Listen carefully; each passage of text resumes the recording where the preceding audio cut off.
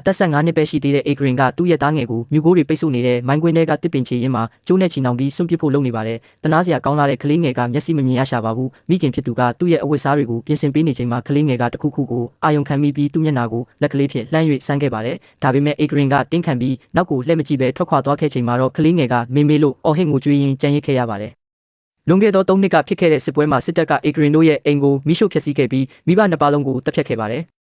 မိုးရွာနေတဲ့ညမှာ Agrin ကစစ်သားတွေရဲ့အဓမ္မပြုကျင့်တာကိုခံခဲ့ရပါတယ်။ဒီအတိတ်ဆိုးကြောင့်အခုမျက်မမြင်ကလေးငယ်ကိုမွေးဖွားခဲ့ရပြီးဒီကလေးကသူ့အတွက်ဘလို့မှမေ့လို့မရတဲ့အရှက်ရပွဲရာတမိုင်းဆိုးတစ်ခုဖြစ်နေပါတယ်။သူ့ရဲ့အကူဖြစ်သူကလည်းအညာကစစ်သားတွေရဲ့ရက်စက်မှုကိုမတားဆီးနိုင်ခဲ့ပဲလက်နှစ်ဖက်လုံးဖျက်ခံခဲ့ရပါတယ်။3နှစ်အကြာမှာသူတို့မောင်နှမ2ဦးကဒုက္ခသည်စခန်းတစ်ခုကိုရောက်လာခဲ့ပါတယ်။စခန်းမှာရှိတဲ့ကလေးငယ်တွေကခိုးလုံစရာနဲ့အစားအစာအတွက်မိုင်းကွင်းတွေကမိုင်းတွေကိုကိုယ်တိုင်တူးဖော်ပြီးလက်နက်ပွဲစားတွေစီမှာဈေးပေါပေါနဲ့ရောင်းချရင်းအသက်မွေးနေကြရပါတယ်။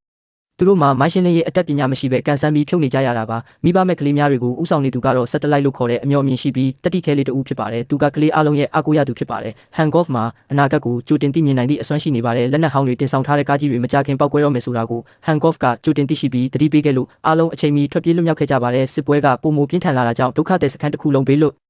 ရာတောင်ကုန်းတွေပေါ်ထွက်ပြေးတိမ်းရှောင်ကြရပါတယ်